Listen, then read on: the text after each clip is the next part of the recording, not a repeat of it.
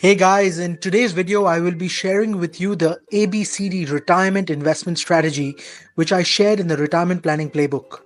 You see, many of us are taught on how to do retirement planning for our clients, but very few of us are actually aware of what is the correct retirement investment strategy for our clients. So I decided, why not? I'll record a video for the mentoring family to share with you guys my retirement investment strategy, and hopefully, after learning it, you can use it to educate your clients and get more sales for yourself. Sounds good? Now, before we move on, I just want to give you a quick introduction of myself. My name is Dr. Sanjay Tolani, and I'm also the family leader of Sanjay Mentoring Family, which helps financial advisors like yourself to become successful financial planners. Having been in the industry for 16 years, I have a unique view of what works and what doesn't in the financial planning world. And it is my hope that I can pass this experience to the new generation future financial advisors so that they don't have to go through the same struggle as I have.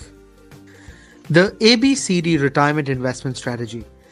As an advisor, you have probably been asked by your clients, okay, Mr. or Miss Advisor, I have X amount of dollars of money. What should I invest in? At this moment, many of the advisors will probably start saying, Mr. or Miss Client, I recommend you to invest your money in my company's financial product X. Now, if you have honestly thought from the perspective of your client, don't you find it pushy and doesn't that make you lose credibility? Understand this, our role as a financial advisor is to understand what is our client's level of risk and recommend them the right investment strategy.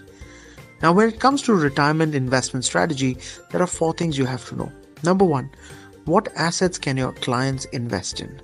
Number 2, risk and return on each of these assets. Number 3, the risk appetite of your clients. And number 4, the ABCD retirement investment strategy. Now, what assets can your client invest in? That's number 1. These are only 5 asset classes you can invest in. Number 1, property. Property has been a favored asset investment across many generations because it has shown its potential to combat inflation rates across years. Number 2 is equities, or some people call it shares. Equities refer to ownership in a company. You usually acquire it by buying stocks or shares for some form of security. It could also be inherited from previous generations. Number 3 is bonds, also known as fixed interest stocks. Issued by government or companies, they pay a fixed level of interest. Bonds are generally regarded as a safer investment than stocks as they are not affected by day-to-day volatility. Number 4, commodities. Commodities are natural resources like food, energy, and metals.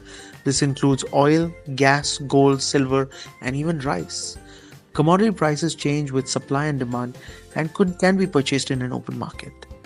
And the 5th asset class is cash. Cash is considered a liquid asset that you have your hands on and that allows you to be used in exchange for goods and services.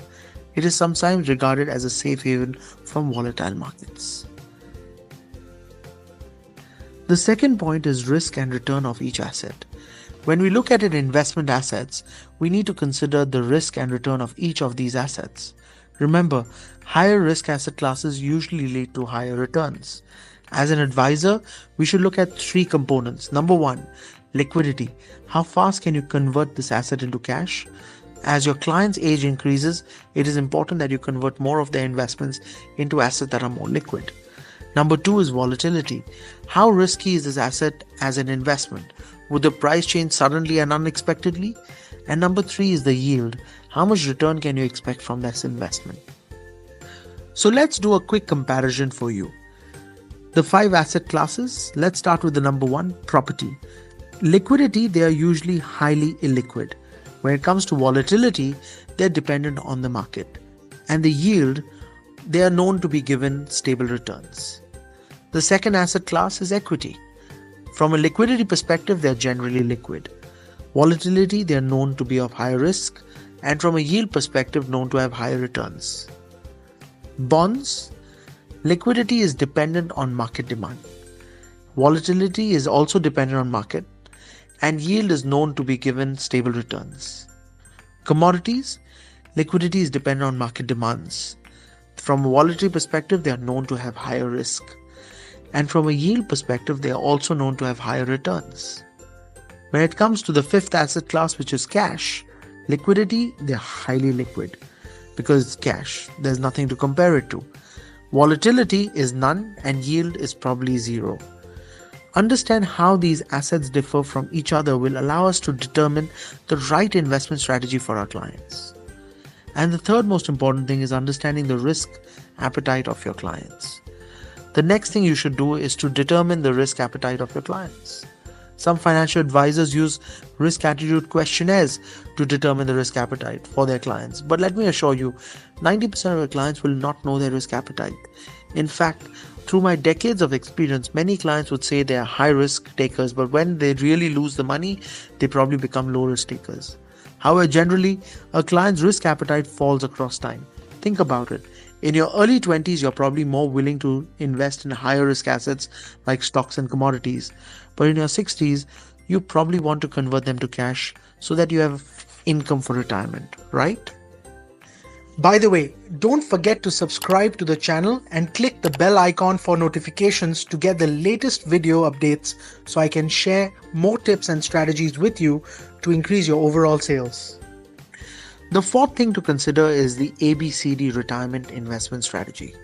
Remember, an illiquid asset in retirement becomes a liability. Let me give you an example. Imagine you're 80 and all of a sudden you get a call from your property tenant asking you to fix a toilet that is leaking. Now, how would you feel? You see, when you get to a certain age, you don't want to be managing illiquid assets. They actually become a liability. The true asset in old age is pure income. You want to be getting income every single period of your life rather than having to work on your assets. Restore your assets or even manage your assets. Retirement is having income every month without having to think, what happens to my asset? So as an advisor, the retirement strategy you recommend to your clients must be based on income generation and income accumulation. The following ABCD retirement investment strategy could be recommended to your clients as an example. Here is an explanation of how this formula works. Number 1, the term to retirement minus 2 is equal to the number of years of ABC investing. Number 2, number of years from equation 1 are divided by 3, that is equal to the number of years each segment of A, B and C. So according to this example, if your client is 25 years from retirement, number 1, 25 years minus 2 is equal to 23, which is also the term for ABC investing.